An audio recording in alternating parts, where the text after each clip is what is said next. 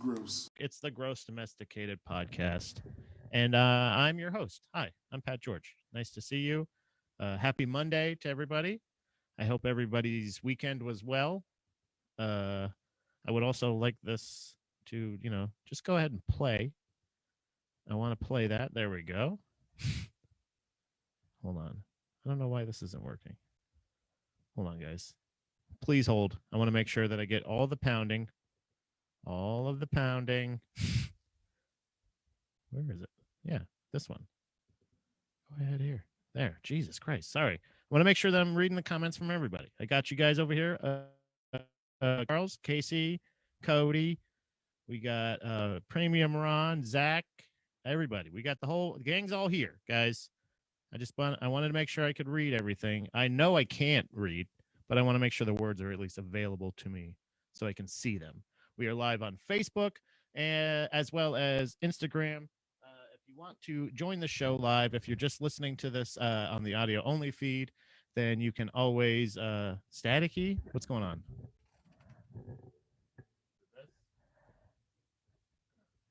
Is it better? Does it sound better? You say it's staticky? Charles, hey, how's it going? Let me know if that sounds better.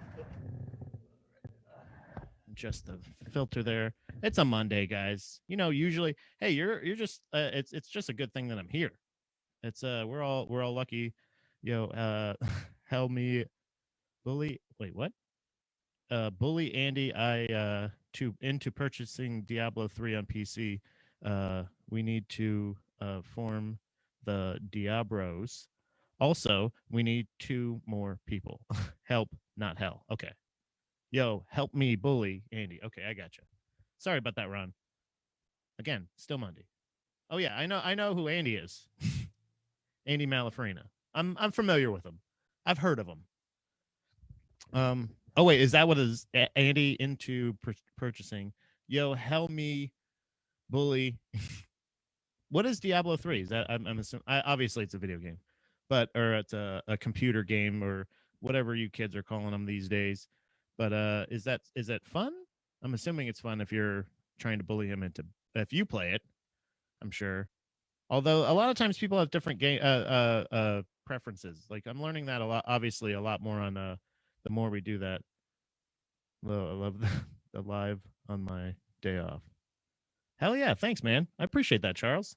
Feel free to join in, whatever if you'd like. You don't have to, but if you'd like to, you're more than welcome to join in. Pound off. I was just listening to that song, "Faith" by Faith No More. You want it all, but you can't have it. That one. It's called Epic. And to be completely honest with all of you, I thought it was the Red Hot Chili Peppers most of my life. It's a great song, and I don't even know what the hell they're saying for most of it, but it's an enjoyable song, and and it's so similar to like I said, it's so similar to Red Hot Chili Peppers. It's just kind of boring though. You know what I mean? Like it's not as funky. You guys, everybody knows it, but it's almost like 2 completely different songs. And it's really, I think it's called Epic.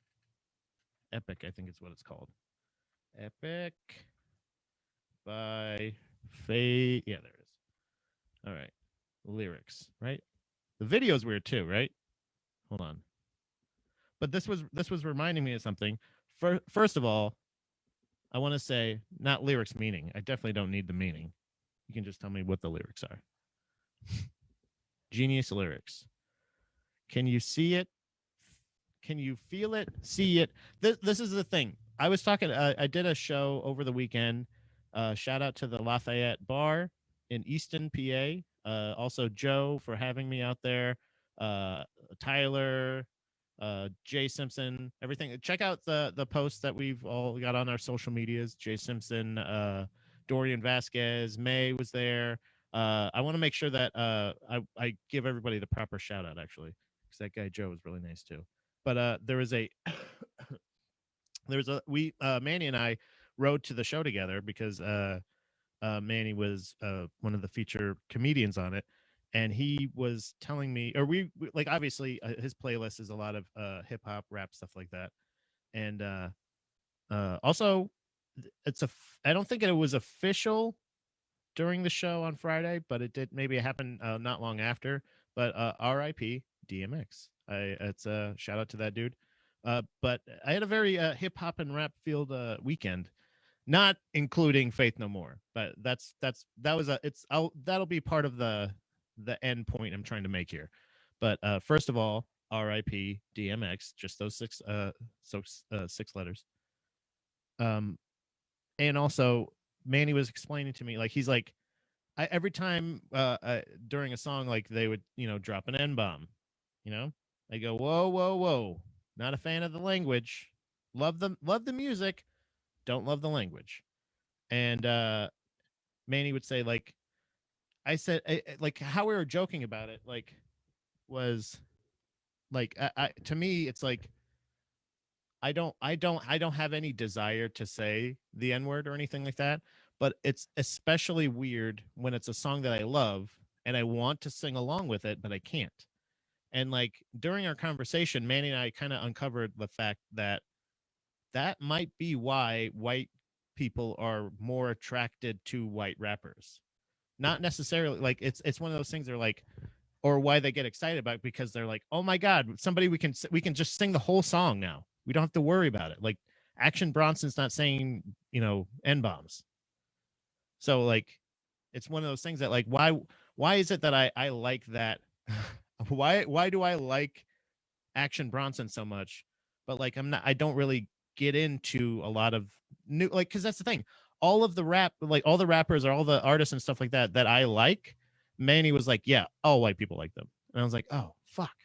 And I was just like, I don't want to be the stereotype, but I'm not going to try to avoid it. But I am trying to understand, like, why is it that, like, yeah, why is it that I follow Action Bronson, but I'll go like, yeah, I like Busta Rhymes, but I don't know any history about it. I didn't know anything about DMX really. I just know the hits. That's it. So rest in peace, Demetrius Marcus X. I know that's not his name. I apologize. Darkman X. All due respect. Uh, and I will say this: I am not making the joke. Everybody, they do the uh, puns, and they make plays off of the names of his songs or lyrics or whatever. I saw nobody make reference to Cradle to the Grave. Like he's dead, and nobody mentioned his world famous acting, I think, debut in Cradle to the Grave. So Earl Thomas. Woke Pat is hilarious. I think that's the thing, is like, I also like, when I even, to like add a little bit of heat, I go like, imagine if they were saying ER instead of A in a lot of these songs. It would sound very harsh. It'd be a little too much, I would say. So I just think that I think I think that's not like a justification. It's just an explanation of like saying like, oh, I feel like I like, oh, why is like, Eminem is just great. Like, I think he's a good rapper, but like, I don't necessarily follow. I'm just not a huge fan of like, I not even a huge fan. I don't know how to say it. Like, it's not something, it's not my main. Everybody has their core. It's not like they don't listen to other things, you know, but everybody has their core of where they started. Like, mine's a lot of punk or heavy rock or metal or something like that. And we were talking about it a little bit on What About with Andy and Pat last night, which we streamed from Andy's stuff. Actually, we were just recording last night because we were having internet troubles, but that's a thing that, we kind of fill in gaps sometimes. So like, I'm a lot of times I think that people like white rappers and stuff like that are criticized for being corny, because they usually are. But it's also like, because I think it's like it's strange, because it's like, it's just confidence. That's the main part. Like, the main part of any of it is just like, it's confidence. And I think that's in any performing in any of those genres. Like, even emo guys that are like singing get acoustic, ballads about their feelings and shit like that. There's that element also. They have the confidence to perform it in front of people. Like, as you may think it's as corny as you do, but they're doing it. So there's a level of confidence in music performance and at all levels, but with rap it's like a huge percentage. And it's not saying that just means that still the same level of skill, but they also have to squeeze in a ton of fucking confidence. And a lot of times, like, I don't want to confidently sing along with a song and then accidentally drop something, it just, I just don't. Hey, if we're gonna if we unless everybody's saying it, nobody should say it, right? That's not right. Doesn't matter. It's not my word. But I also don't think that there should be uh, a situation where somebody's criticized for liking somebody or something. I feel like I've learned a lot from that, because uh, the the thing that I used to make fun of a lot of bands that, like, I listen to now. I make fun of people for liking things, and I'm like, but then you like a thing. You like a thing that they think is stupid. So so like I may not have been super familiar with DMX or like a huge fan, but like the people that I know personally and the people that are friends of mine, like they took it hard, and were surprised by how hard they took it also. And it's cool that an artist can make that kind of an impact on most people. Like, I mean, there's that performance that everybody keeps sharing of him at that festival. I think it's Woodstock, actually. And like, just a fucking, like, he has just complete control over the entire crowd. And that is something to respect, and that's something to say, like, that's a huge accomplishment. Two number one albums, I believe, in the same year. I think that was another thing. Like, huge accomplishments. And like, I wanted to make sure, because I know we brought it up at the on the show, and but I wanted to make sure that I just acknowledged, hey, that with the weird Faith No More thing, and I'm like, this is shit. The okay, so the the lyrics for it, verse 1. So it goes like, the verse is, it's like slap bass. I'm sure you guys know the song, but it's like, but it's fucking, can you feel it, see it, hear it today? Wait, hear it today? If you can't, then it doesn't matter anyway. You will never understand it. This is my tribute to DMX. I'm gonna do the rap part from. I'm going to audibly. I'm just gonna just read as flat as I can the rapping part from Faith No More's Epic. Can you feel it? See it? Hear it today? If you can't, then it doesn't matter anyway. You will never understand it because it happens too fast, and it feels so good. It's like walking on glass. That doesn't feel good at all. Hmm. It's so cool. It's so hip. It's all right. Ugh. It's so groovy. It's out of sight. You can touch it, smell it. What are they talking about? That's why, by the way, I just, when I was Googling Faith No More Epic lyrics, like, it automatically added explanation, her lyrics meaning, because now I understand, because what the fuck are they talking about right now? You can touch it, smell it, taste it, so sweet, but it makes no difference because it knocks you off your feet. Chorus, yeah, one and all, but you can't have it. Yeah, yeah, yeah. Oh, is that what they're saying? I want to know what they're saying when they do the, okay, it's alive, afraid. Nope, that's still more rapping. Chorus, you want it all, but you can't have it. It's in your face, but you can't grab it. What are they saying when they're doing the and he's doing like the weird voice? Does anybody else know this song? Charles, you're a huge rap fan. Do you know Faith No More's Epic? I don't know if this is categorized as a rap song, but I do believe he is attempting rap during the verse parts. Verse 2, it's crying, bleeding, lying on the floor. What are they fucking talking about? So you lay down on it and you don't, and you do it some more. Ugh. I feel uncomfortable reading this. I don't know if you can tell visually. And you know, if you want to tell visually, you can check out GDP live on the Baby Mermaid Productions podcast page. Not goddamn it, YouTube page, where I put the podcast. Go ahead and subscribe there, please. Go ahead and like the video if you do, you know, or just leave. Don't be a thumb too.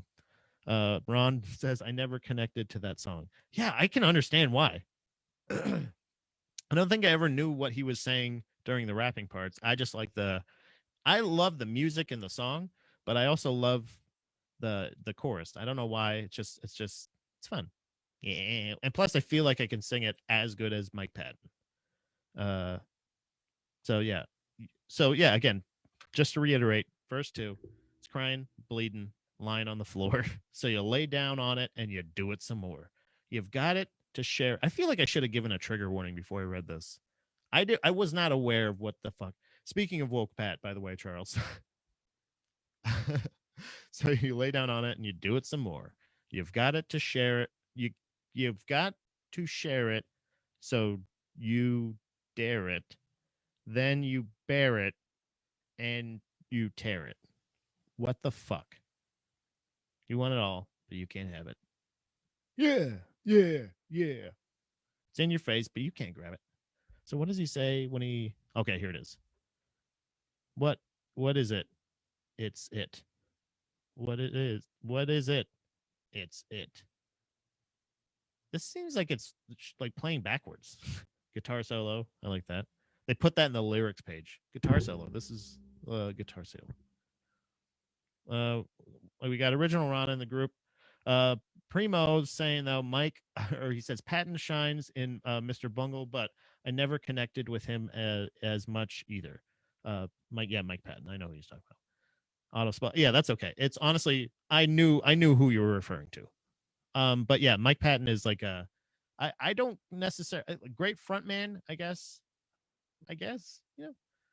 I didn't know this. So when I was just listening to the song, I wanted to know what they were saying when they call it a bridge, but it's when he's doing the little spooky voice and they go, "What is it? It's it. What is it? It's it." That's fucking terrible. All right. Verse 3, trigger warning. I'm just going to say we're probably not going to love this verse 3, guys. If you haven't loved verse 1 or 2, verse 3. And again, shout out to DMX. Rest in peace, my friend. It's alive, afraid, a lie, a sin. I kind of like that. I don't know why I like that they finally changed up the kind of the measure, I guess. It's alive, afraid, a lie, a sin. It's magic, it's tragic, it's a loss. See, now I'm feeling it. Now I'm getting into it. I'm like almost the opposite of Big Preem right now. I'm vibing with Mike Patton now. I'm forgetting all about it's lying, bleeding on the floor. You're gonna lay down on it and do it some more. I hate that I remembered that. I wish I could have pushed it out like a trauma. I'm gonna start from the top. It's alive, afraid, a lie, a sin. It's magic. It's tragic. It's a loss. It's a win. It's dark. It's moist. God damn it, Mike. It's dark. It's moist. It's a bitter pain. It's sad. It happened. What the fuck, man? What is this song about? Guess what I'm Googling next. Can you just guess? I will like, I don't mean the bad stuff to be, just the fact that it's rap. That was supposed to be the tribute, but boy, oh boy. Happy Monday, Corey. I just saw that. Sorry, I apologize. I was over on the lyrics page traumatizing myself. This is awful.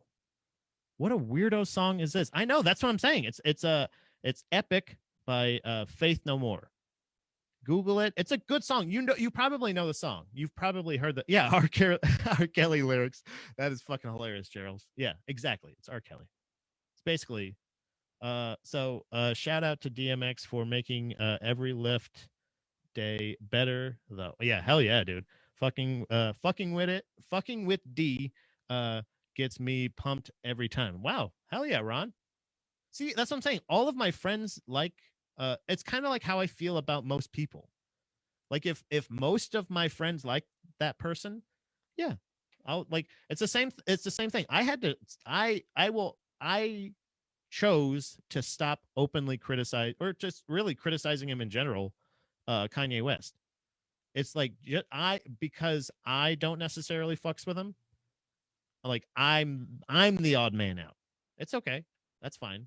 And it's not because of it's like I don't think he's untalented. I know he's fucking talented. Like I'm not crazy. I'm not an idiot. I just don't personally and actually I will say this. I actually have some Kanye songs on my playlist. But I just don't like overall I don't think he's the genius that everybody and it's not a weird like I don't think that he's not deserving of it either. But I just personally don't like it's weird to say that, I guess, right? But like I don't necessarily like it. And I don't I thought I liked the song at the beginning of this, but I'm reading this now and he's bringing it back to being dark and moist and this feels like it's a song right up original Ron's alley though. Like as little as Ron Barindro likes this, Ron Kane should love this when he's talking about it's bleeding and it's lying on the floor, it's dark and moist and you can fuck it some more. I don't know what else he's going to say here, but Patton is a monster. He can sing pop, metal, opera, and anything else. Dude, I knew it. I did not even read that yet. And yes, original Ron absolutely loves Mike Patton. But yes, he's actually, I believe, he says metal. In the metal part, I believe he was one of the front men at one point for Dillinger Escape Plan, if I remember correctly. So that's fucking nuts. When you're able to write a song that's on the radio, in my opinion, this is my opinion, you guys. Opinion Pat here. Hey guys. Uh, the fact that Mike Patton is like he's able to do something like Faith No More, be on the radio, be a huge hit in my I'm assuming this probably charted somehow. But then also, oh yeah, also I'm the lead singer. I was the front man for the craziest fucking metal band you could ever imagine. Like or one of them at least. I would that's crazy. It's weird. And it's a shame. At least at the end of it, by the way, in the end of verse 3, he does say, and it's a shame. He's not happy that all of this is happening, but he did choose to sing about it. I will say that. The Kanye West / Kid Cudi band was good. That's Big Preem pounding off. Reborn is an awesome song. I don't generally care for Kanye though. Yeah, I'll do respect like all day. Like he's fucking incredible, but he's not like I see it, but it's just not my kind of incredible. That was a very poignant burp, I feel. But Big Preem's pounding off, and you want to pound off, guys? You can join in either on Gross Domesticated podcast page. We got people here pounding off. Corey's saying Happy Monday. We also have plenty of pounding room over there at Baby Mermaid Productions on Instagram. You can join in live, pound off live. I'll read it. We talk, we pound, and yeah. And then outro is it is what it is. They're like that. That's it. They only have 3 verses. Thank God. So now, yes, I do want to know what the meaning is because, yeah, here it is. Meaning. Song facts. Mike Patton joined Faith No More in 1989 and wrote the songs enigmatic Jesus lyrics, which constantly allude to it without ever explaining what it is. The bridge simply consists of the band shouting, "It's it," while Patton responds with, "What is it?" Much like the dude from Megadeth, if I will. The word epic is never mentioned in the lyrics. Yeah, I didn't even realize that. I love this. Song facts. By the way, songfacts.com. I will probably bookmark this page because I've never been a huge lyrics guy, and now I fucking obviously I'm just reckless with the music I'm listening to. What am I putting out there, guys? What am I having on my playlist? What does Spotify think of me for them to suggest this song to me? Yikes. Patton gave some insight on the song's meaning when he told Circus Magazine in 1990 it was about sexual frustration, sex, and lack of sex. That's what I was afraid of. Boy, oh boy.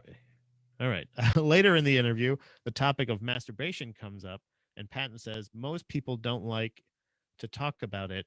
I'm here to tell you I love it. That's kind of what Epic's really about. It. So he's talking about jerking off. Kind of on board now. He's turning me around now. If it's about sex and he's like, I'm gonna hold you on the floor and pound you, and I don't know about that, but like, I mean, if your balls are on the floor, your dick's on the floor, cool. Dick in the dirt. One of my favorite expressions when you to knock somebody out. Say I'm gonna lay your dick in the dirt. That might not be a saying. Did I just make that up? If I did, I'm Mike Patton pending. That's a good saying. I like that. Dick in the dirt. I feel like I've heard that somewhere though. There's no way I just came up with that. The music for Epic was written by frontman before frontman Mike Patton had joined the band. That's interesting. So they had all that shit done like on wax, and they were just like, Epic is one of Faith No More's worst songs, in my opinion. Wow, Ron, really? It's a great song though. It's fun. I like how it goes from really great rap to. By the way, Ron, I don't know if you agree with this, but you probably don't. The fact that I don't know what kind of rappers that you listen to necessarily, besides Mike Patton. Obviously, he's a huge fan.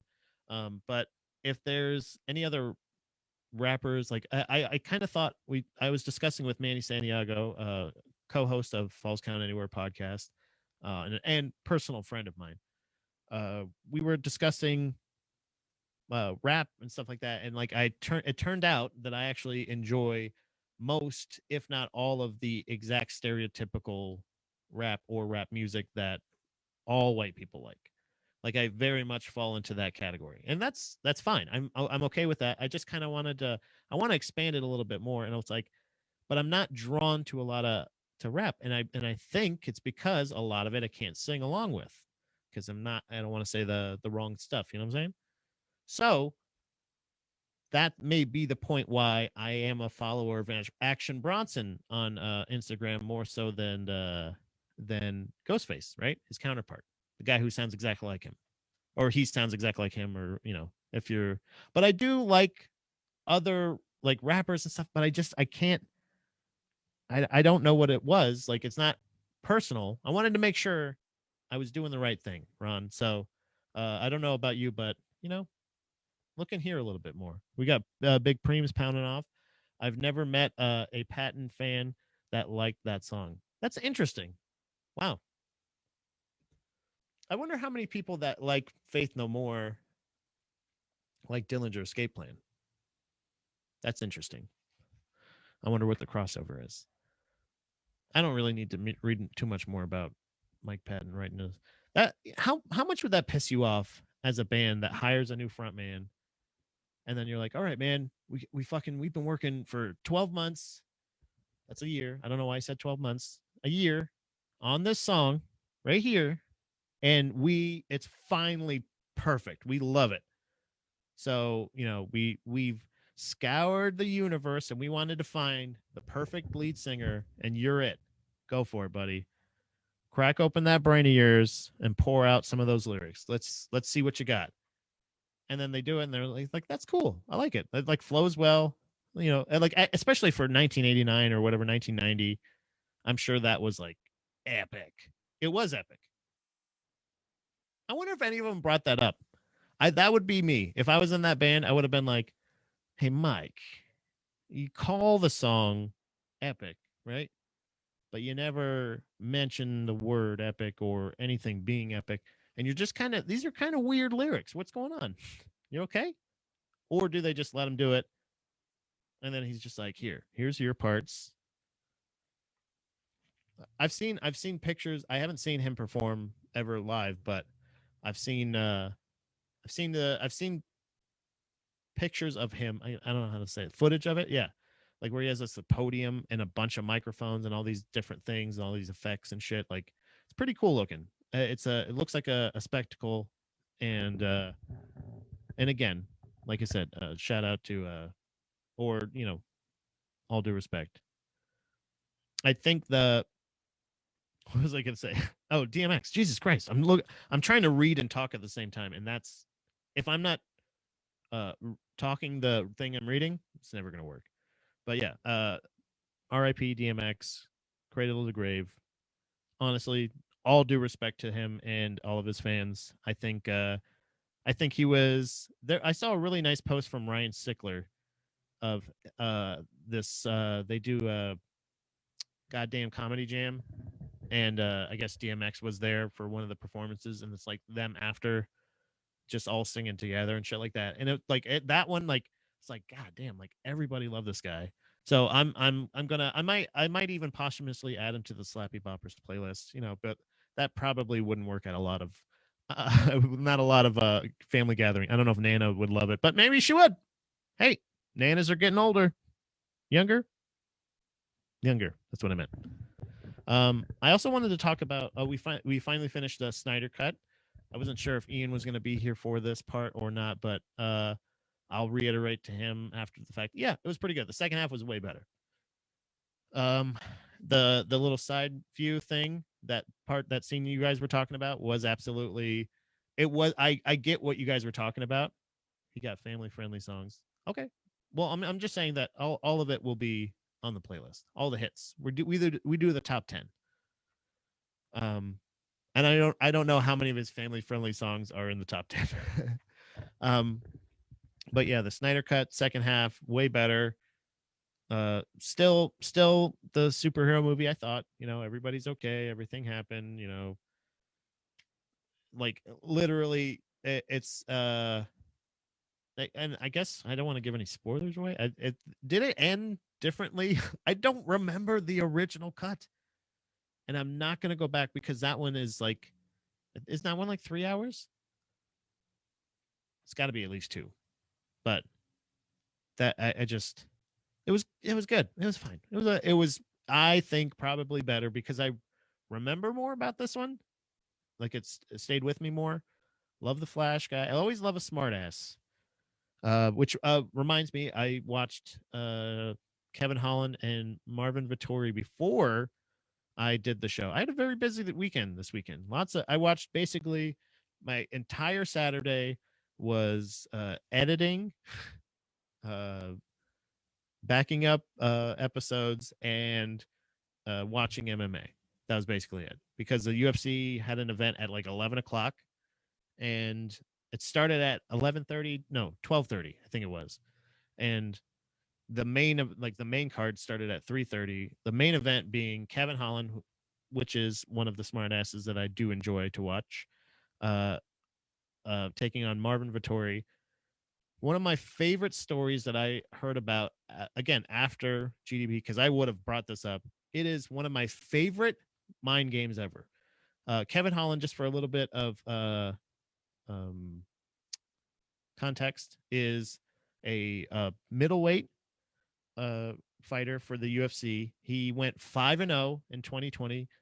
Google Kevin Holland, watch his highlights. He's an incredible fucking fighter. Incredible.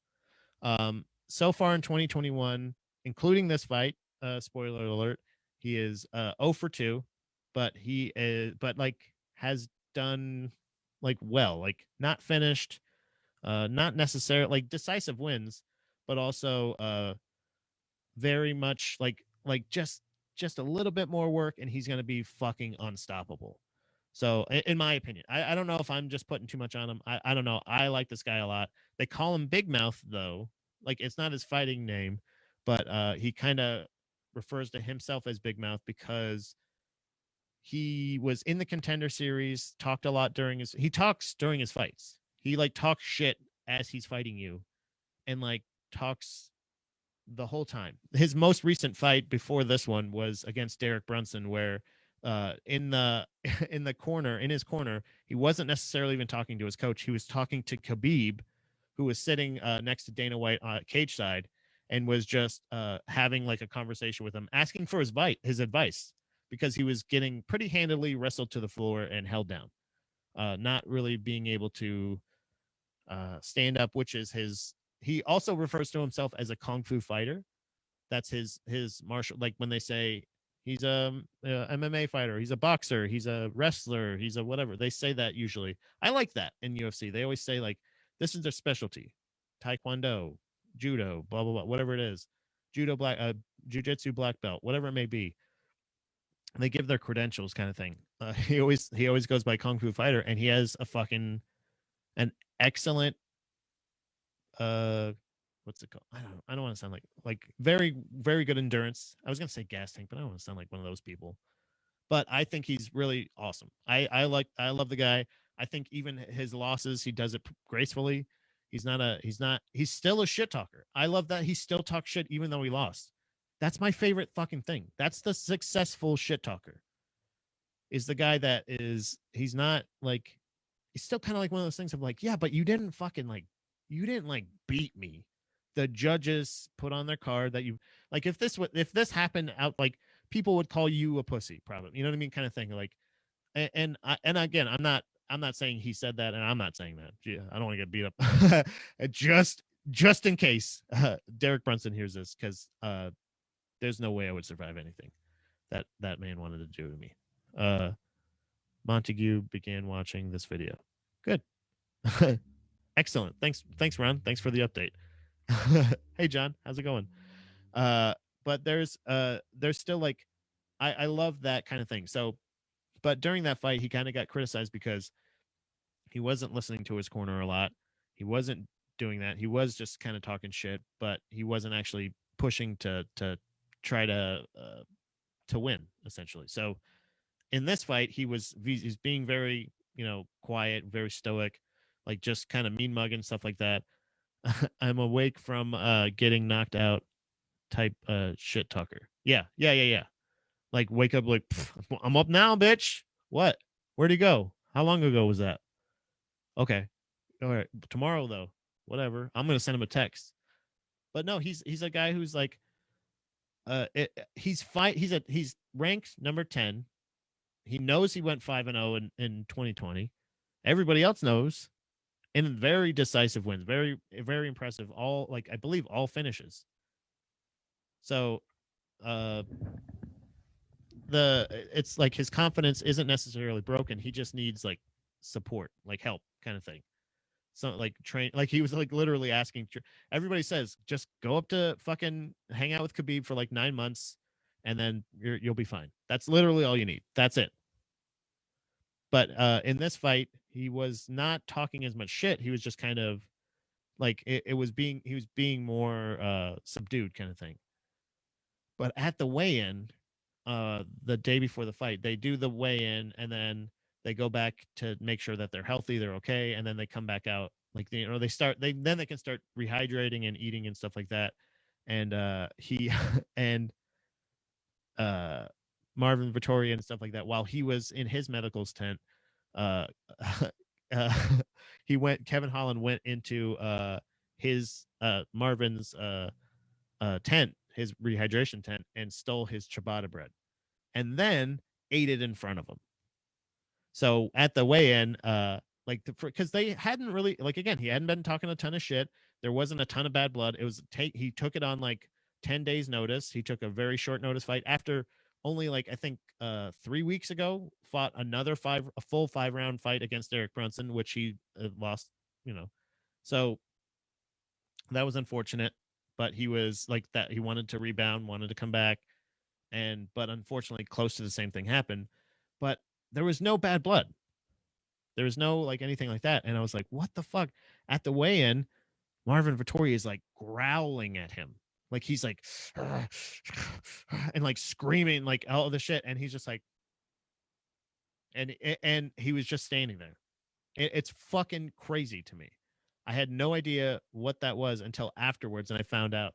And I that is a new level of shit talking that I respect so fucking much because he's also a fighter. He knows cutting weight is like the worst fucking thing you could ever like. Cutting weight is like the most fighters I think least favorite part because you have to deprive yourself of the things you love, even the last couple of days, like water a lot of times.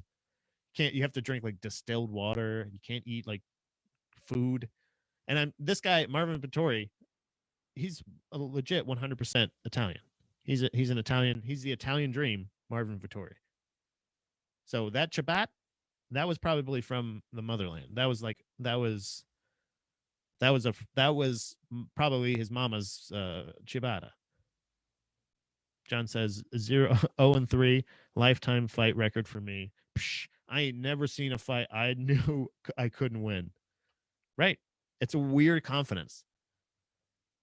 I have the same confidence in all the things. Like I was talking shit, I think, golfing with John, my first time golfing with John. Like that was not only my first time golfing with John, but it was my first time golfing ever. So, you know, so I it's a weird confidence that I feel like I don't know. Not talking shit and then doing that, like it shows that level of comfort you have with somebody that you're like, I'm gonna eat your food from your tent in front of you. And like that's and still he's a 10th ranked fighter, number 10 for Kevin Holland. And then Marvin Vittori, I think, was 6th or 5th. And and you went 5 rounds. It was he did well, like it was impressive, definitive, but it was also I keep saying I was saying decisive earlier. I think that's wrong. Definitive? I think that's the one I meant. I don't know. I'm not a wordsmith. But I just love that level of shit talk. And it doesn't matter. I still 100% support Kevin Holland. I think he's awesome. I think I think that tactic is smart because I'm a guy who still does that. I did it today rolling jujitsu. One of the guys I rolled with, he went to pass, but I got a hold of his foot. And you're not like, I'm not gonna sit there and hold his foot necessarily, but when I had it, I just brought my finger over and I just went tick, tick, tick, tick, and just tickled his foot. Made him laugh. You get a sweep. If you can distract them or like get them frustrated, do whatever it is, pissed off. Pissed off, I would be worried with, but he's the pro fighter. I'm not the pro fighter. He's not. He wasn't scared to get into the octagon with another person to punch and wrestle with. So good on him. He felt comfortable eating the ciabatta, but goddamn, that guy got fired up. Look that shit up. That's nuts. But speaking of MMA, I also the things that are in my news feed. I always like to try to, especially on a Monday, like when I'm coming off the weekend, I don't have a great long term or short term memory, and I don't know. I don't even know if I could say short term memory. Apparently, memory. But I think like I try to get like I'll scroll through Instagram, Reddit, whatever it is, and just try to look up like shit that's been in my feed. So, and usually there is a lot of crossover. So there was a thing with Conor McGregor when he was having the rematch with Dustin Poirier back, I think that was in January. That was a couple months ago. Actually, hold on, I have the story here. But so I kept seeing a bunch of like memes and shit like that on Instagram today about like Conor McGregor. Fuck, what was it? Just like a bunch of like, I don't realize how current a lot of these memes are. So like I'm thinking these are just old, like they're just making fun of Conor McGregor because everybody likes to make fun of, like basically like anybody that's again you get knocked out, you get beat. People, that's what the memes are going to be. But I like that it's like that's where I get my news is like because I don't follow news. The only news I ever actually subscribe to is fucking Instagram. So there was there's no shortage. This is an older article. So this was the thing that this is what led to the story that I guess is everybody's talking about today. There is no shortage of respect. This is from punditarena.com. There is no shortage of respect between the dressing rooms of Conor McGregor and Dustin Poirier after UFC 257. The buildup to the rematch between Conor McGregor and Dustin Poirier was significantly different to the first two meetings 6.5 years ago. 6.5 years earlier, as trash talk was replaced by words of admiration. Poirier got the better of the notorious in the rematch, with the American pulverizing McGregor's leg with calf kicks before finishing him with punches midway point in the second round. Nobody was prouder of the result than Poirier's devoted wife, Jolie, who demanded people stop doubting her husband in an incredible post-fight reaction. That actually is really nice. It's really sweet. Y'all never doubt my husband again. She said something like, they're from Louisiana, baby. Gorgeous, too. Beautiful woman. Jolie Poirier took the opportunity. Jolie Poirier took the opportunity to visit McGregor's dressing room shortly after the fight to thank the Irishman for the generous donation of $500,000 to her husband's Good Fight Foundation. And there's like a little video. Here's the audio of it. Thank you so much. Congratulations tonight. Thank you. You fought a great fight. Thank you for everything, guys. It's going to help change a lot of people's lives. Thank you so much. We'll get out to Louisiana when you're doing the gym and that. Yep. Thank you so much. I enjoyed that day against that lady. Yeah. No, we have no idea what the fuck he's saying. But yes, he fought an amazing fight, is what he said. And also, she's saying you're going to change so many people's lives. Thank you so much for everything. It's going to help change a lot of people's lives. That's what it says. So last September, that's what it was. When McGregor was still in the midst of an online dispute with the UFC, the Dubliner attempted to organize a rematch with Dustin Poirier away from the UFC and pledged a $500,000 donation to Poirier's family's charity. Dana White patched things up with McGregor in the subsequent months, made UFC 257 a possibility, and the Notorious has stayed true to his word with the donation. While McGregor aims to secure a rubber match between Poirier, he hopes to. Okay, so this is an older story, right?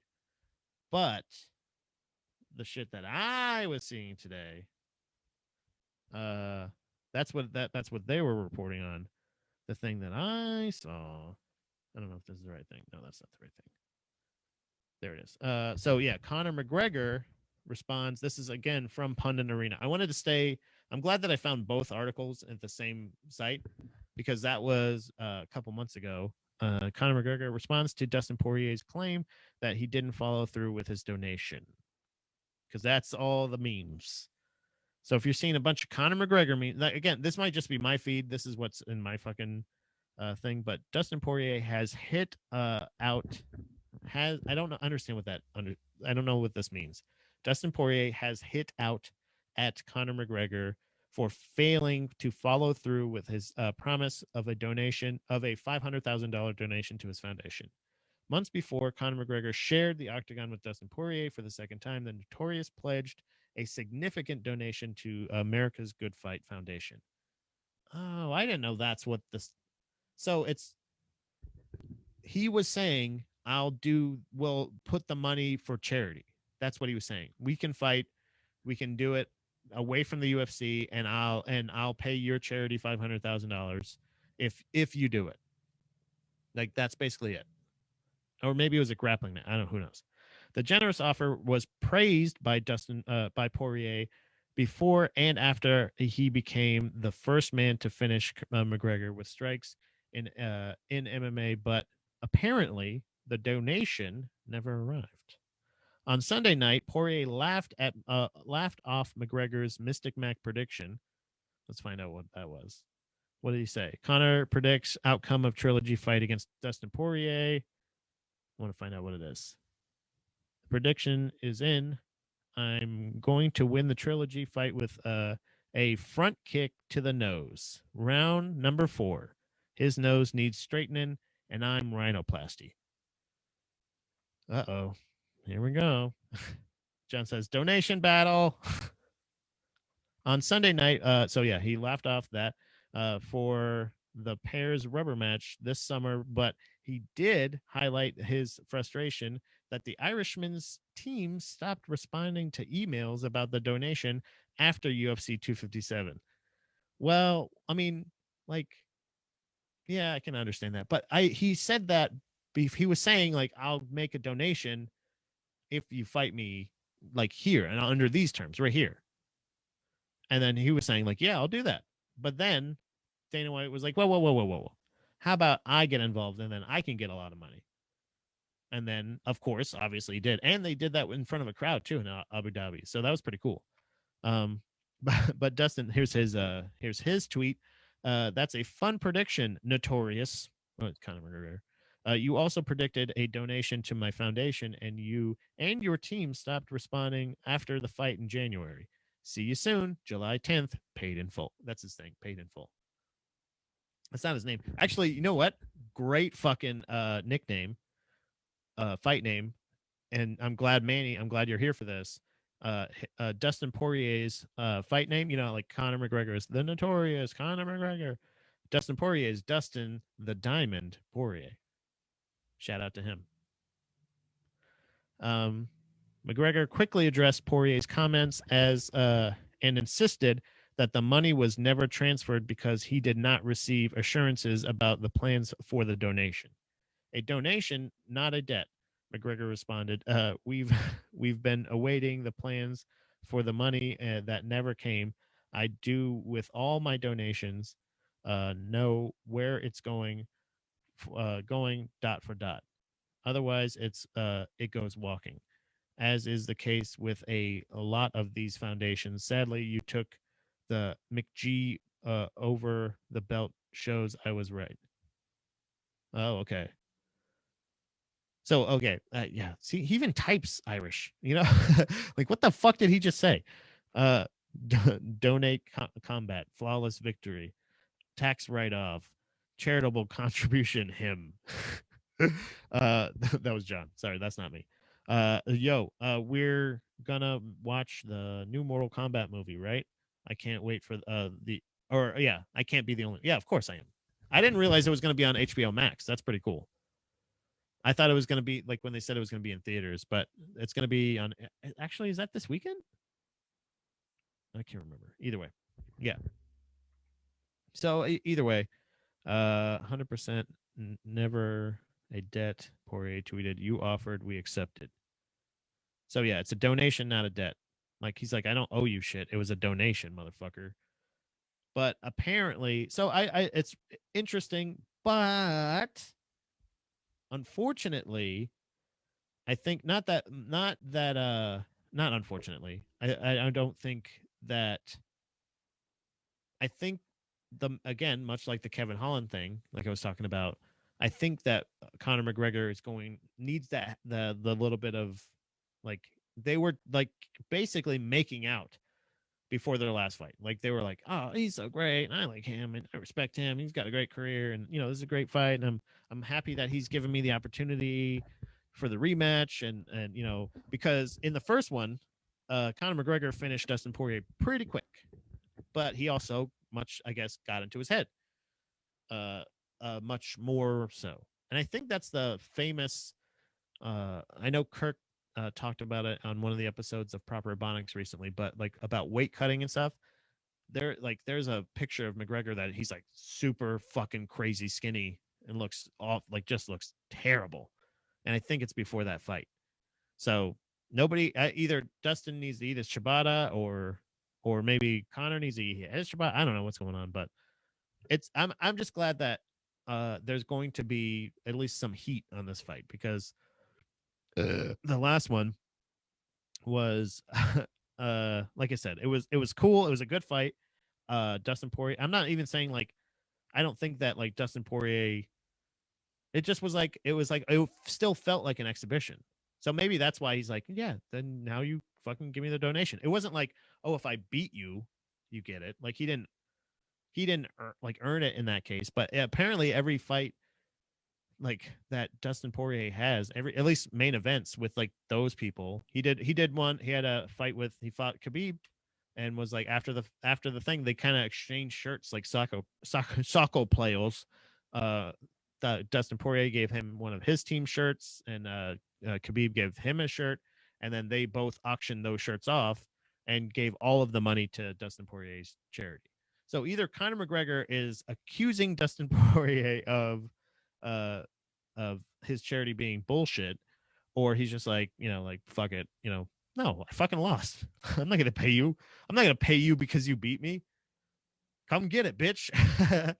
And again, it's not honorable necessarily. It's not like a thing of like, I don't know if he necessarily pledged it. He didn't have anything. He just said, if we do this, I'll do that. They didn't do that, so I honestly don't think he owes him that, but he could fucking afford it. $500,000, like, it's Conor fucking McGregor, like, even with all his legal fees. So I'm just happy that there's some heat for this match. To steal a wrestling word, that's something that I appreciate. And the only other thing that really popped up in both of my feeds, the other crossover, was an 18-year-old professional bowler becomes the fourth bowler ever to pick up the 7-10 split on TV. Like, obviously, I don't know if it was live or not. And my thing is, it's not just because it's COVID, because he's high-fiving people, right? His, like, the announcers, first of all, they call him the Ginger Assassin, which is adorable. 18-year-old professional bowler becomes the fourth bowler ever to do that. We hold on, where is it? Yeah, this is this guy says that I was going to say the commentator was way more excited than even the bowler. He goes over, he high fives his teammate. Like, I don't know if that's his specialty or anything like that, but it's not like they were announcing that he was. So I'll play you the audio here. Hold on. So this is him getting the original one. Right to the face, leaving the 7-10. The 7-10 only been made on television 3 times in the history of professional. I like that they brought that up too. On TV. Come on, kid, do it. He did it! He got the 7-10, Randy! He did it! Bowling reactions are my favorite reactions.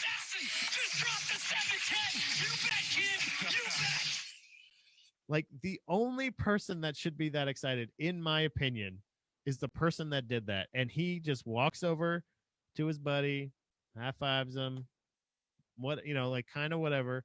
The Ginger Assassin! I think he just hyped himself up so much before he said that.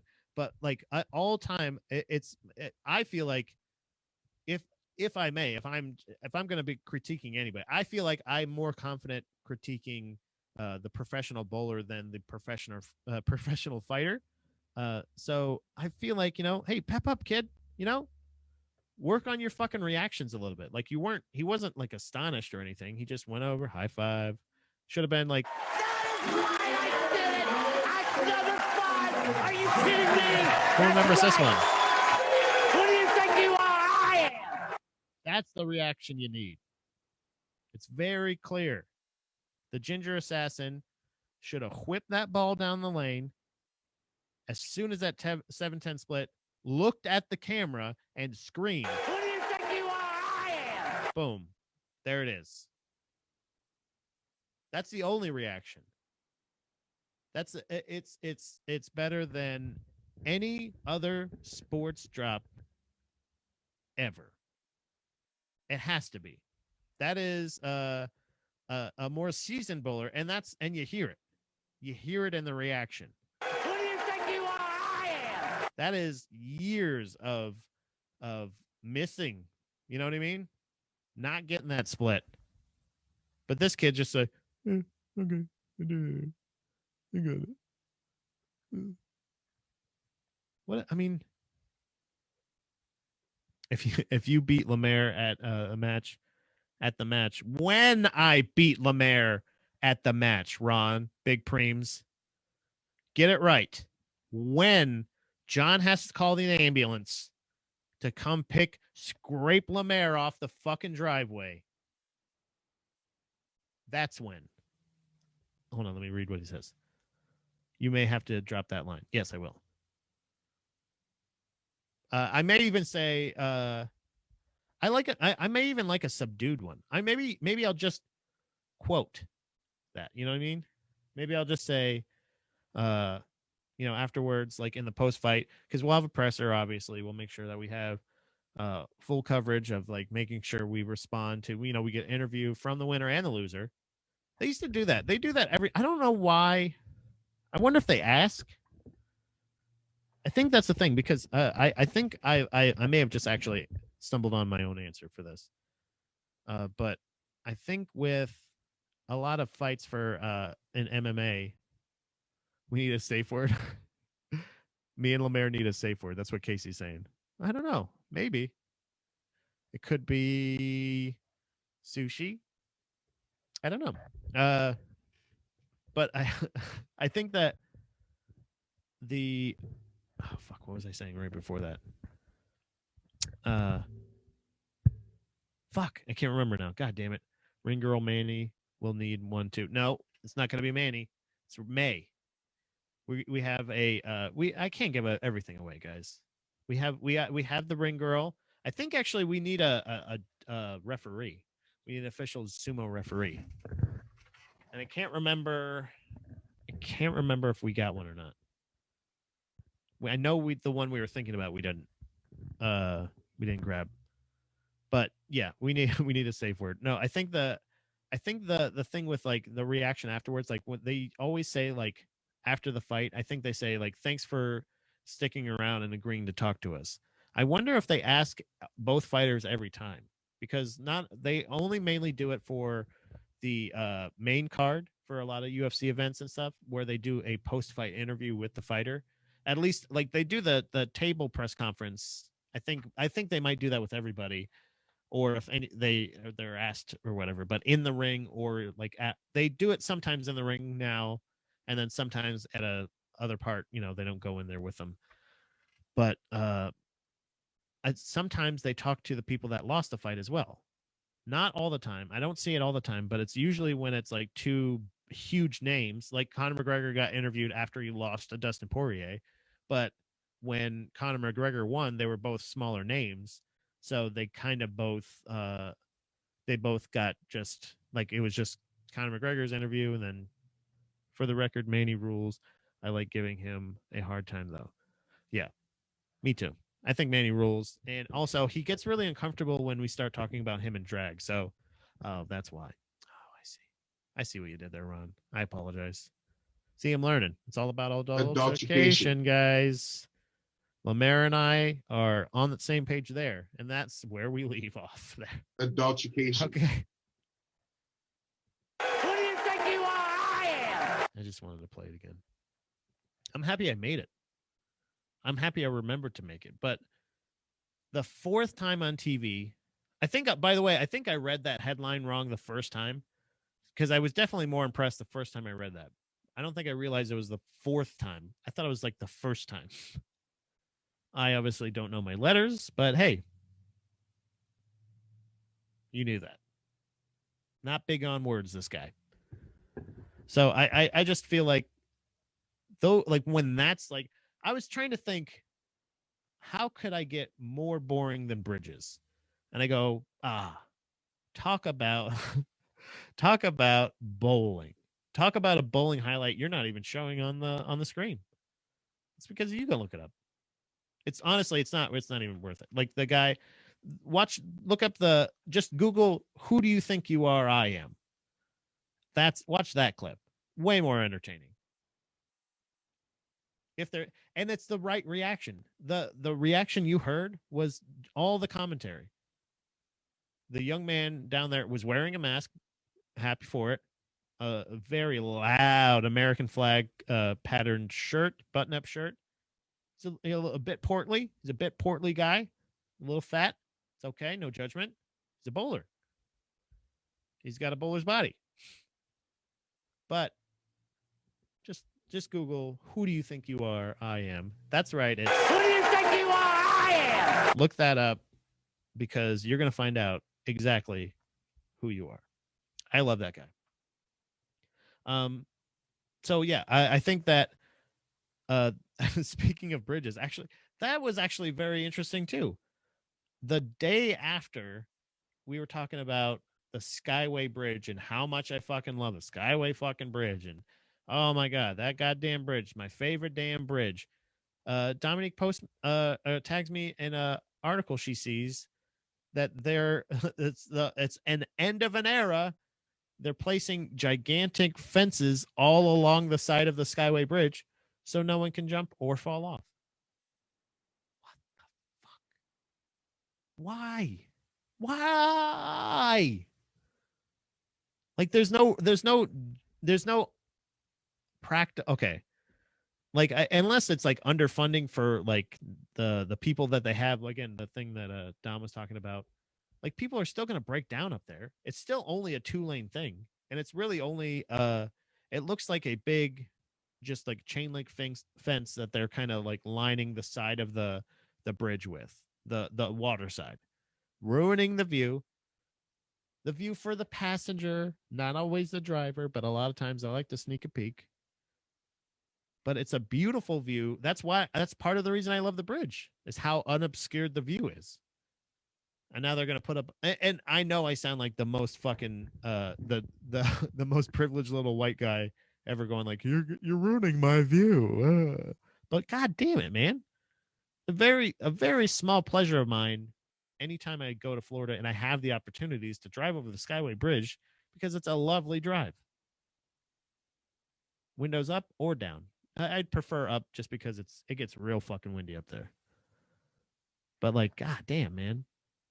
And that's just really fucking ironic that I had not only recently got to feature the shirt, I've also recently purchased the Skyway Bridge shirt, the My Way or the Skyway, Dom's favorite song by Limp Bizkit.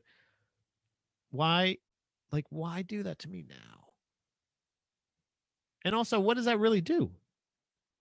Views no racial boundaries. Views are for the people. Thank you very much, Ron. That makes me feel better. But like, that's like, it's fucking the only other bridge that I know of that I would frequent in Florida was the Howard Franklin Bridge. Guys, can we just, I know I didn't really bring it up too much in the last bridge episode, and I did mention that I was trying to stay away from bridge talk on this one, but that reminded me of the Howard Franklin Bridge, which is just a boring ass bridge that nobody's even like. It doesn't have any height really out of the water, so there's no suicide potential there, except for any of the wildlife down there. So they don't put up any fences, and you might sneak a peek of a porpoise every once in a while, a dolphin maybe. Previously on bridges. Thank you, Ian. No fencing going up there on the Howard Frank. Which one do you want to ride more? Which one sounds more appealing to you? The Skyway Bridge or the by the way, it's the Sunshine Skyway Bridge. That's the full name. It's the Sunshine Skyway Bridge or the Howard Franklin Bridge. No disrespect to Howard or Franklin, but Sunshine and Skyway, both way more fun words. Those are so much more funner. So hold on, let me look up Sunshine Skyway Bridge fence. Eyesore, I say. Sunshine. I wonder how many people did actually try to stop this. Probably not a lot, right? Bridge, obviously. Fence. All right, there we go. Suicide barrier may finally stop the ripples of loss. This is from the Tampa Bay Times. Fuck you, you fucking douchebag. A fisherman saw Mitchell Martin plunge to his death. He stayed with the body, said a prayer, and now has forged a connection with the Martin family. Isn't that a good thing? Isn't that like a positive story to a suicidal ending? Why not just put foam down there? Take all the, it's our, like just put a nice foam pit. Editor's note. Editor's note. This story includes discussion of suicide If you or someone you know is considering suicide, resources are available to help. Please see the information at the end of the story. And just a Pat's note, also, you're an adult. Do the research. And, if you can't find the help that you'd like, suicide is still an option, but just try to be responsible. On a sunny August evening, wait, what? Sunny August evening? Wouldn't it be like, it's an evening? I already don't like this writer. Who wrote this? Is that wrong? Andrew, all right. I just want to know about the goddamn fence. I don't care about this fucking guy. You fucking got sad because a guy died and jumpers list? What the hell is this? How many jumpers on the Skyway Bridge? At least 310 people have committed suicide by jumping off the bridge or its predecessors. What does that mean? In the waters of Tampa Bay, an estimated 43 others have survived. Many other missing persons are suspected of having jumped. Okay, that's nice. Confirmed. So 310 total? I feel like that's not a lot. How old is it? That's what we got to know. But no, I think it's really, the picture I saw was not some dickhead in his wraparounds on a goddamn boat saying, "This is where I fish. I fish here. And now," okay, here it is. Kind of looks like, I don't know if this is it. Yeah, this looks like it. See if I can show you guys the big picture here. Oh no. Yeah, look at this. Come on now. No, not me. This. It's just a big chain link fence that they're putting up. It's just like, it doesn't really look too great. Yeah, I guess you can't really see it there, but like that's like a security footage. 310 people. 310 people. Isn't that nuts? I with all due respect to people that have lost people to suicide, I also have lost people to suicide. It's an awful thing to go through as a person who dealt with it, but the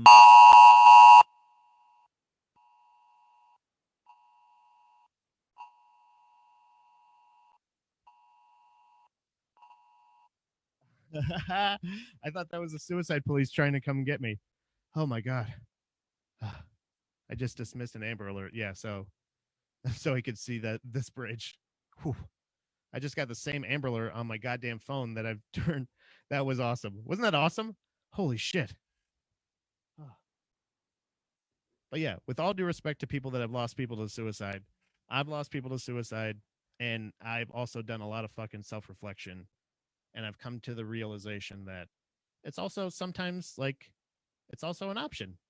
Like, it's not, I don't mean that to say that I don't value life, but like, if you don't value life, I don't think you should have to stay at a party that you fucking hate because everybody else will feel bad if you're not. You know what I mean? Like, that's not fair to ask somebody a lot of times. So like, I don't mean to I don't know who the young person that is missing is involved in this, and I hope they're nowhere near this bridge, because that's the thing. It's a choice that an adult should be able to make, not somebody. Otherwise, then it's just murder, right? But I feel like adding judgment onto mental illness is like, you don't do that with any other mental illness. So why do you do that with people that are suicidal? Why do you also say, like, don't do that? It'll make us all sad. Stop doing that. Stop feeling sad because you're making me sad. It's like the most, like, it's the most that's the selfish thing. The selfish thing is telling somebody that they have to stop being sad or change the way they feel because it bums you out. You know what I mean? Like, I don't think I don't know. That's just me. Hey, who knows? Hold 1 second. I also have to catch my breath after the fucking Amber Alert fucking terrifying scream. Wearing headphones, I know it probably startles a lot of people. That definitely startles a lot of people. But when you're wearing headphones and it goes off, holy shit, that's terrifying. I immediately just start looking at my screen like, oh my God, what fucking YouTube goddamn guideline did I fucking ruin here? All right. Because I know you're not allowed to talk about murder. And that's the thing. Suicide prevention. Google suicide prevention. There's a number. There's plenty of resources. There is. And you should absolutely look into those. I'm not demeaning your mental health. I'm not saying that that's anything, but putting up a fence makes, I think, kind of just makes me think you think people that commit suicide are animals. Like, you know what I mean? Like, problem solved.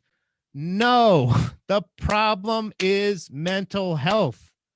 The problem, look who's here. Dom's here. What Ian said. People who commit suicide don't necessarily want to die. They just need to see, they just see no other way of eliminating their pain. I empathize with that shit hard. Yeah. And sometimes there isn't. Ian, that's the thing is like, why do you have to continue to force somebody to have that thing? We don't have that same reaction. Like, we don't have that same reaction with any other mental illness. Like, there's no other mental illness that you would say like you don't see any other way to get out of this. We can't figure out it. Like, let's just try another medication. Let's try another medication. Like, yes, if you're willing to continue to try it, and we will continue to reiterate that we are willing to continue to work with that. But like, you also have the option to tap out. Like, that needs to be an option, and it needs to be less stigmatized because of things like overpopulation, unwanted pregnancies being forced upon people, shit like that. Like, you have to take those things into account. And I understand if you empathize, and I understand if people are upset, and you absolutely should seek those things if you're not fully committed. If you're saying like you don't see a way out, you don't anything else, there are options. But knowing that, don't always go to the easiest option. That's what I would have to say. And that's not always suicide. Suicide's not always the easiest option. People demean it a lot. People call it a selfish act. And I feel like that's incredibly, that's a selfish statement in itself. Because like, who am I to say, if my dad had survived his last suicide attempt, if he had survived his last suicide attempt, would he be like, if society beat him to feeling like, oh no, you're just going to be fine. Just don't. Or here, take this medication, take this. He was on a fuck ton of pills. There's, you know what I mean? Like, if you don't find that chemistry, like what kind of dad will he be here? Yeah, sure, he's here. But like, you know, what does that mean? So like, I ask myself stuff like that of like, I'm not going to be mad at him or like frustrated with him about something like that, because it's also, he's a fucking adult. If you are somebody, and that's you're still like, if you have the option to, let's just say like with if you're schizophrenic or something like that, or you have multiple personalities, it's treated in a completely different way. Like, it's kind of saying like, if you said like it's addressed more, I guess, because you're more of a danger to other people. I don't feel like suicidal people are in danger of hurting other people, and except for the longer you try to force them to be like other people. And it's not saying that suicidal people are a type of people. It's a chemical imbalance that some people can't find help with, and for some people it's too hard. But like, it doesn't mean that there shouldn't be resources to help them. I don't want that to be at all. I don't want people to think if you're trying to stop somebody from killing themselves, you're wrong. But like, the bridge being up, it's wasn't meant and wasn't made for people to kill themselves. But putting up a fence, like I just I don't know, like you can, and I guess that's the point too. If I'm just being practical, saying like, hey, we don't want to have to keep taking your bodies out of the water, but they can't say that. They have to say it's so, because we care. But I don't think they care. I think they just it's we don't want to talk about it. You didn't solve a problem by putting up a fucking fence. You just put up a fucking fence to solve your problem. Your problem was you were tired of having to deal with all this shit, having to send somebody up there to talk them down or do this or whatever. It's really that's the general feeling of let's just no. That's what it feels like. We don't talk about it because everybody says they want an honest conversation about it, but you don't. You ruined my bridge. Let's talk about it. That's not why I'm upset. I truly do feel passionately about this. I am an assisted suicide advocate 100%. I think if you have the desire to pass away, if you'd like, and you'd like assistance with it, I think we should absolutely have that fucking resource too. You're right. People shouldn't have to throw themselves off a fucking bridge. But people should also say, hey, I don't want to be here. And I don't want to have to tell you, I don't want to have to justify to you why I don't want to be here. Sometimes maybe they're just done fighting. And it's not necessarily something that you should have to also feel like judged about. Like that I'm going to make a mess.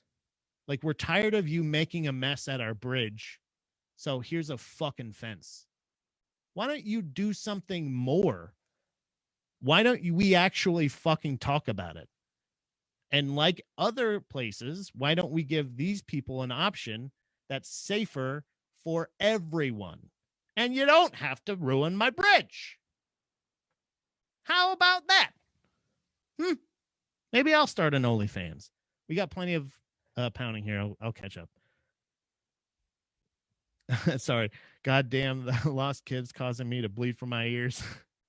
Yeah, obviously I sound like a motherfucker now, I'm sure. Fuck, that was terrifying. It made me shake when all that noisy shit happened. Ron says what Ian said. John says, I'm thinking about suicide after the headaches the Amber Alert caused. People who need insulin should just eat sugar and quit being pussies. No, not at all. That's not what I said at all, Ron. Similar to how we don't treat addiction or alcoholism as a disease. Yeah. It's we need to be more honest and talk. I also know diabetics, Ron. I also am. Every time I would go to the doctor when I was more overweight, I would go into the doctors and they would say, "Are you diabetic?" And I'd say, "No," and they go, "Really?" And they'd still test my blood sugar. I have a diabetic face, and I got a face for all kinds of sugar diseases. I wasn't saying you said it, dork. I was joking about toughen up and be. Oh, sorry about that, Ron. I get very defensive about this because I've gotten a lot of shit about that, and also how I'm against service dogs. But we'll get into that later. No, I have a feeling of if we want to solve a problem of someone jumping off a bridge, we should. If you say it's a problem, but if Patty Sugarface, yeah, I'll take that one. I like that one. 4011 till I die. But there's a level to the delusion of it, like that this would be the thing that solves the problem of suicide. Like they're gonna pat themselves on the back. This fucking dickhead in the boat's like, I'm an advocate for this, and I did that because you saw it, and you were saying, I don't want anybody to have to go through that again, or I don't want to do this. But you actually gained a relationship with this person's family.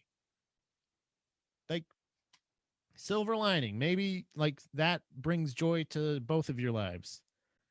And also, that's the thing, is also sometimes It's like if they went to Japan and then just chopped down all of Suicide Forest. Logan Paul would be nothing at this point. Or he'd still be loved. I don't know. Did anybody love him before that he made that video? Like, there's a whole forest in goddamn Japan where they just go, let them go in there and kill themselves if they want. Go on now. That's where you do it. That's not what I'm advocating for necessarily. I'd like a little bit more than that. Maybe closer to like how they do it in like, I think Washington State has a assisted suicide. Dom would know. I don't know if she's still in the chat, but I think there's Oregon. I think it's Oregon has assisted suicide. But like, I don't necessarily think you should have to be. Why isn't like severe depression not considered like a terminal disease?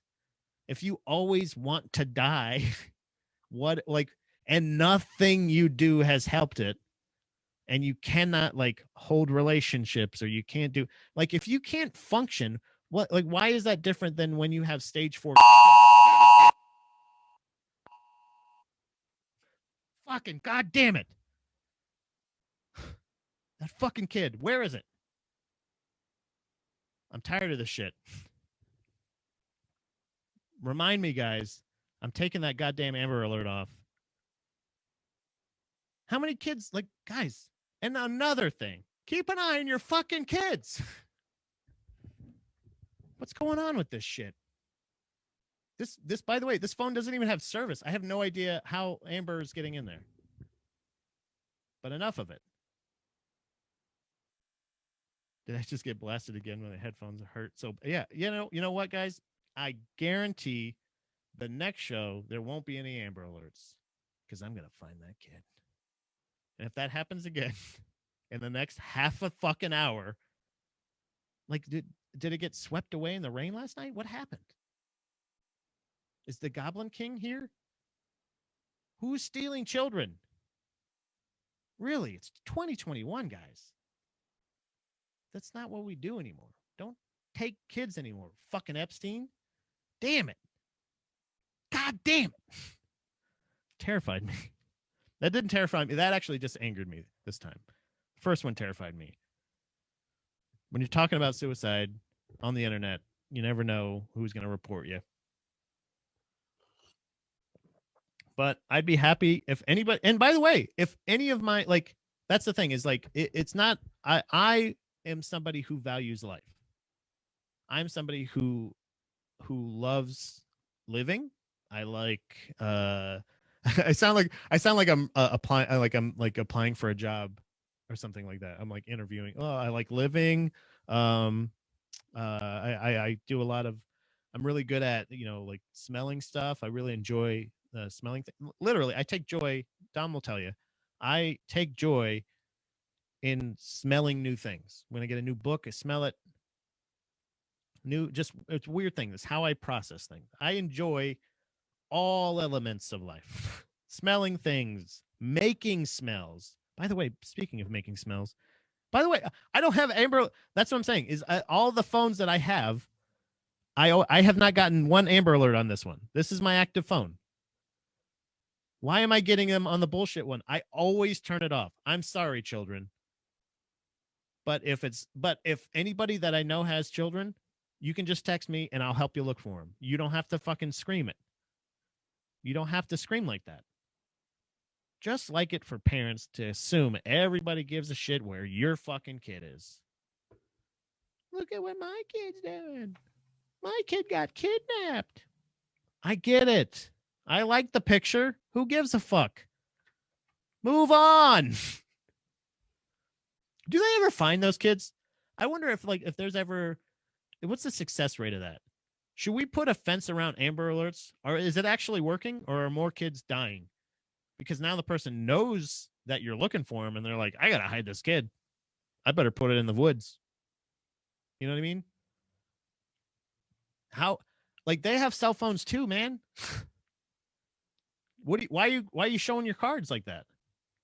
I understand the road signs when they put it on the roads because like they're on the run. Like there's people on the road. That makes sense. Like putting up it on the thing. Also, no sound. Doesn't shatter my eardrums when I'm trying to fucking podcast, okay?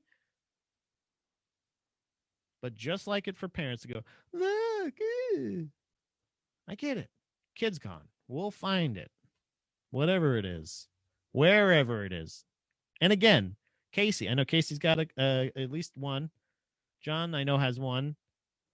Who else is in here? Kevin, I don't think has any. Joe, no. Yeah, so I think those are all the parents. Guys, you don't put it through that. I will judge you if that's the case. I would never judge you if you ever said, like, Pat. Honestly, that's the thing. I think we need to take the judgment away from the conversation where somebody tells you that they've had suicidal thoughts. You don't have to react by going, oh no, that's awful. Just go, okay, hey. Even if you personally haven't, you just go, hey, that's what you do. Hey, man, whatever, man. You go, okay, so why do you think that is? Like, what's going on? Why do you think? Because sometimes it is just it's just a different perspective that's shared with you that can change your outlook. Sometimes it is a chemical imbalance, and you do need a doctor's intervention to help to try to get you back to, whether it be your hormones or your T levels or something, like literally, it could be fucking anything. You could, like, I don't want to sound like my mom. You could be dehydrated, Maybe you're really depressed because you're super dehydrated. That's what my mom always suggested. Anytime I said I felt anything, I don't feel good. I feel, drink some water. Try some water. I feel like I can't go on anymore. Try some water. And you know what? It helps every time. That's why I always got the big old jar right here. Keep on chugging. But it's not. It's sometimes literally is just a change of perspective. Got some great photoshops from John. Fuck, I love bridges. Oh, John, you're making me laugh, buddy. That's where you get it from. What? My mom? What? The feels? What I get what from? What are you talking about? I swear to God, if there's another Amber Alert before the end of the show, I may never do this podcast ever again. I always suggest the same thing to other depressed people: healthy food, regular sleep, regular exercise. It doesn't fix everything, but it helps more often than not. Right. And that's the thing, is like, you can't just say, I had this issue when I was still doing the podcast with Chris William, the Buddha Boys podcast. Chris does suffer from depression. He's very open and honest about it, and I've loved the conversations we've had about it, because he's somebody that I know has suffered from depression, that I feel comfortable talking with about depression. My brother Nick is another person. He's not as open about it, but he is somebody that has struggled with it. And so there's things where, like, those are the people you should feel the most comfortable. Like, that's the thing, is your friends and family should be the people that you can go to, and you shouldn't feel judged. So if they go like, oh, we need to prevent it, we need to stop it, we need no more, stop this, you're inadvertently telling those people that the way they think is wrong, and they need to stop and prevent those thoughts. Stop those thoughts. Those are wrong. Like, and not actually put a fence up. That's what, you know what I mean? Like, that's what you're saying. Prevent. No, cure. It's not wrong to have it. There's no preventative maintenance necessarily, aside from what Ron is kind of suggesting, and I would back up too, is like, just try to, like, literally live better first. Like, if you can. And the motivation for that is so hard a lot of times, especially when you're dealing with depression. But sometimes a game plan helps. Sometimes, like, there's different cures for it. So, but to say you need to prevent it is saying, like, is impossible. You cannot prevent it necessarily. Like, just be happy all the time. There's no way to prevent it. You cure it. You want to cure it, or try to find a way to function with it. Sometimes you can just have a bad day. Like, it's the thing, like, it's just being self-aware, I guess. I don't know. What the fuck am I talking about? John says, I say it all the time. Proper hydration is the answer to 99% of life's problems. Dude, it's kind of minimalizing a lot of things, but honestly, a lot of things. I found out sometimes when you feel hungry, you can be dehydrated. That's fucking nuts.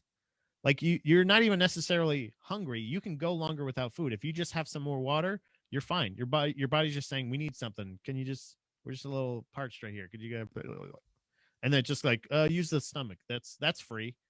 It's not doing anything else. Use the stomach. And that's what's alerting you to say water, because your body doesn't, except for just being like, you know. Tom says drink water. Maybe you're tired. Yeah. Yeah. Yes, that is where I get it from. Yeah. Actually, I didn't realize that you didn't know that. Yeah, that's where I get it from.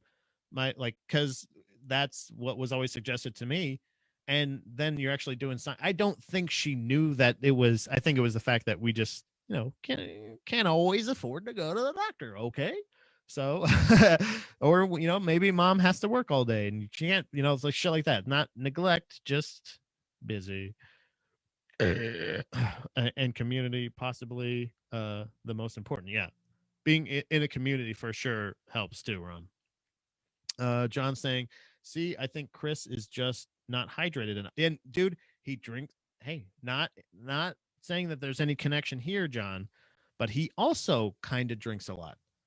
And it also, admittedly, I would joke about him being an alcoholic, but he took it a lot better than you. But yeah, it keeps the body happy on the outside. Wait, hold on. It keeps the body wet on the inside. It keeps the body happy on the outside.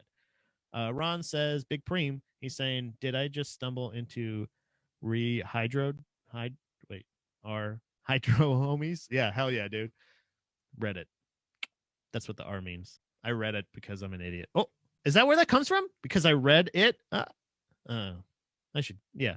See, sometimes suicide can be brought on by a joke that's not good. John says, yeah, ice water is great for when you get late night munchies. It fights off the Dorito craving. Yeah, it's crazy. And it's interesting how much hydration can affect your body. That there's a bad joke there.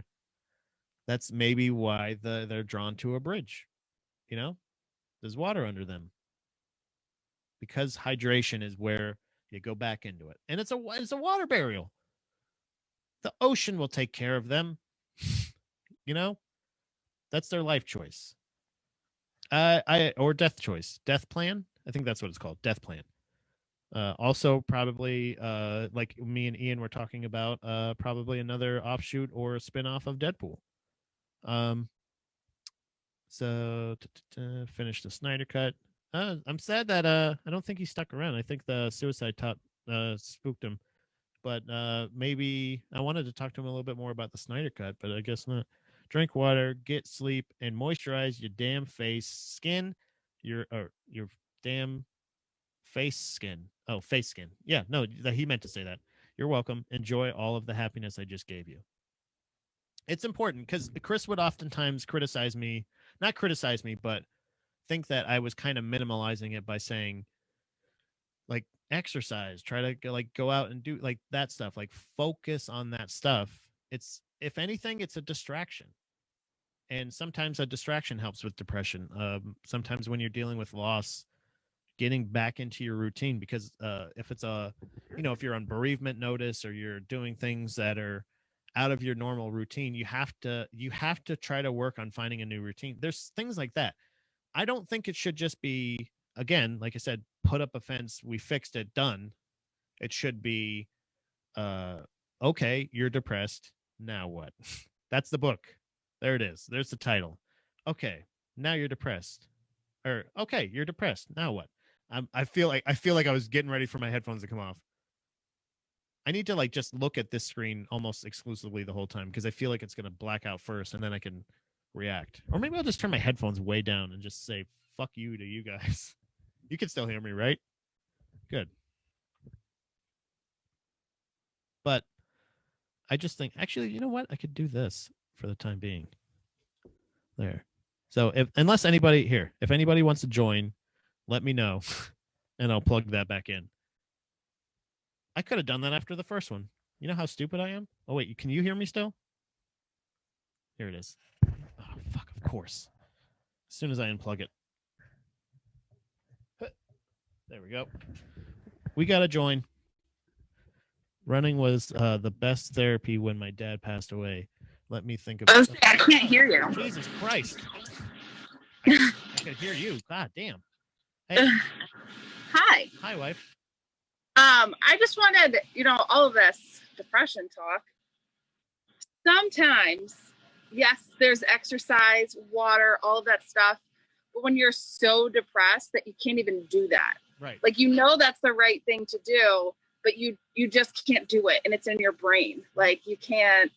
And I feel like I've felt that way lately, where it's just in my brain. Like, I know that everything's okay. I'm not suicidal, but I just have a hard time doing the normal things because I feel very depressed. Right.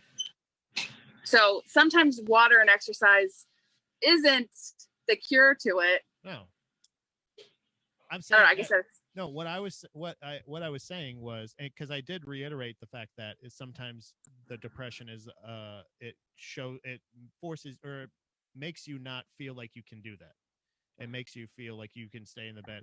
But that's what I'm saying is, like, sometimes you're not able to have those days. And I think that's kind of how my mom dealt with it, was just kind of pushing it. That's what I'm saying is, like, unfortunately, sometimes there are ways to muscle through it, but it's not necessarily how you should have to do it. But if you're talking about prevention, I feel like the closest form of prevention is destigmatizing it and doing these things. That's what we were talking about. Was not saying, it's not a cure. It's a thing of saying, if we're talking about preventing suicidal thoughts or suicide, preventing it is, I feel like it starts with destigmatizing it, so you can talk to people you know and love and not make them feel like, oh, if you do that, I would be so sad, because that's not right. fair. And that's what people do. And that's not, I don't think, the culture that is going to be a way to destigmatize it. I'm somebody who is an assisted suicide advocate, and I will be, ironically, until the day I die. So, so it's one of those. No, things, I agree. So it's one of those things that it's not. Again, it's not the answer. It's just, it needs to be an option, just like everything else, because sometimes you need to be able to tap out. Sometimes they've tried pills, they've tried exercise, they've tried this, they've tried therapy, they've tried that. And sometimes, like, why are you asking somebody to stick around at a party that they hate just because it'll make you feel better? That's not okay. Yeah. No, I agree with that. Like, if somebody really wants to go, let them go. Yeah, but don't guilt them. Yeah. I wasn't trying to, and that's what I was saying was, I feel like you're somebody who falls into the chemical imbalance category of, like, right. It's not even your outlook or anything like that, but how that can switch and flip it to where now you're feeling like you're nothing, or you can't do anything, or you can't accomplish anything, when you the exact opposite. It's one of those things. Right. Like, wait, but I physically can't do it. Right. Like, it just, like, I don't have the energy, and it's not that I don't care enough, but it's just like, I just can't do it. Like, I know that if I drink water, if I go for a walk, I will feel better. But I've had those days, by the way. I've had those days where I won't even, like, I'll be. Everybody does. It's like, well, like, even the days where I'm like, I can't even muster up the energy to drink water. Like, literally, I can't even do that. And, like, or I can't even roll out of bed. Like, and that's weird even for me. But also, sometimes it's not always an option. But when you do have the option, like, it's a. Yeah, I think you're right. Like, being active and taking care of yourself, whatever that looks like, water, vitamins, like, that helps keep the darkness away. I mean, that's a terrible way to say it, but, like, that's what it feels like. It just feels like this dark storm cloud in my brain, like, that, like, I just have to get past. I have to let the storm pass. But if you do those other things and stuff that makes you happy, it'll hopefully keep those clouds away. I almost feel like it's kind of like when your mouth gets dry when you are, I don't mean to bring it back to dehydration, but it is like, it is the same way. Like maybe you're doing too much. And the thing is, like, okay, you said like those things where I don't have the luxury to be depressed today, or I can't do it. I got to go. Right. Okay. And I think you set up your life wrong. I think you need to be able to have that thing where you can go like, you know what, I'm going to take today. And if you're not in a position that you can do that, like, then you need to change your position like that. It's a lot of self-responsibility that people don't want to take in some cases, not in all cases. And I don't mean to diminish that, but that's the thing where you have that, like, oh fuck, like I just can't do it today, but I don't have the option. I got to do this. You need to have a partner that you can say, hey, I need you to pick up the slack today. I can't do this. And that's the thing is like help, a support system. That's another solution. That's another option to help with it, because you need to be able to have those days sometimes. Yeah. And like John said, those days are where it is great to have a spouse or someone kind of force you into doing something. Yeah. Yeah. Or like I said, or to help pick up the slack, or to do whatever to say, right. to say that like, oh, and not everybody has that. Like, that's what I'm saying is everybody hears when you say a solution as like, oh, so you're saying that I should exercise, and I should not saying that's what you're doing, but yeah. they'll well, hear. I felt that way a little bit. That's why I wanted to like jump on and be like, wait. Like, no, we went into all that stuff before. We went into that stuff before where we were saying like it's not just this, but it could be part of it. Right. On the edge of a cliff, and everything is borrowed by the streets. By the streets sometimes makes me smile when I'm feeling down. Random note. Yeah, so like sometimes like that. It could be a song, a different perspective, a medicine, a therapy, an exercise, a sport, a hobby, like finding, like you say, like, oh, it's not just that easy. Some people don't have spouses. It's like, yes, I'm saying, okay, then that's not an option for you. Try something else. Like, stop being so defensive. Yeah. Also, like, yeah. And that's the point of whenever I'm talking about depression, I'm not talking about your depression. I'm not talking about my depression. I'm talking about the topic. Like, we need to all be able to talk about what we're talking about. If we're going to say that all drugs are drugs, and, like, but we're still going to allow, beer's a drug, but we allow that. But, I'm also an advocate. Hey guys, weird thought. Outlaw Pat's here. I'm also an advocate for legal heroin. It's kind of the thing of, I feel like if you're going to do it, you're going to find it either way, and it should be done in a safe way. I'm never going to do heroin, but I'm just saying that if you want to do it, you should be able. We're all adults here, guys. Also, Dom maybe playing this at her work. So, hey, yeah. But hey, I turned it down. No worries. But like, that's the thing. I was like looking around. I'm like, who's around me? just to destigmatize things that, like, you're an adult. That's your property. You can do whatever you want. It's your body. Go on and do whatever you'd like. If you'd like to shut it off, go ahead. If you want to keep it on and keep it, addicted to something, go for it, and then do whatever. I don't know. It's one of those things that, like, people automatically get defensive, and they think that because I'm an advocate for adults making choices for themselves, that I don't care about things. You're not listening to the literal words I'm saying. Yeah. So I there's no malice behind anything that you know what I mean? Like, I don't want people to kill themselves. Right. I don't want people to feel like they want to kill themselves. But also, it's a reality that we need to face and stop trying to prevent. It's not a preventative thing. We can't prevent it. It's kind of like we were talking about that with preventing a lot of times, like a bias or something like that, like sometimes it's just there. But you just have to catch yourself when it comes up. It's reacting to sometimes. Right, so, right. You go, oh wait, that's not right. I shouldn't think that way. I shouldn't make that statement. Like I said, not prevention, cure. Yeah. Treatment. That's what we're talking about. I just feel like what? I'll say you give me great treatment. Thank you so much. And I want you to know that you can always talk to me about it. Like that's the thing Yeah. is I'm not going to tell you just give up, just do this. I'm going to help you find a thing. But if you Yeah. ever tell me like I'm done fighting or something like that, it's not that but like who the hell am I to say to you what you should do as an adult? I can tell you what I want you to do, Mhm. and you can take that into account, but it needs ultimately to be that adult's decision, and it needs to be I feel like way less judgment behind it. Yeah, no, definitely. No, nobody should be judged for feeling that or wanting that. It just, how do you support them? Right. In whatever. Yeah. How can I support you with this? Like that's the important thing. Jesus Christ, You know, that could be not guilting them. That could be like, hey, what can I do? Right. Right. And that's the thing is like, how can I help you out? What can I do to help you with this? If it's, to be honest, it's this, like, if that was the scenario, if somebody came to you and said, I want to do this, then just for the record, if anyone ever feels like killing themselves, wait, hold on, just good songs, not the fix everything by any means. And then, and wants to talk, just hit me up. Same to me. That's what I'm saying is like, because I'm happy to help share perspective. Like that's the same exact thing.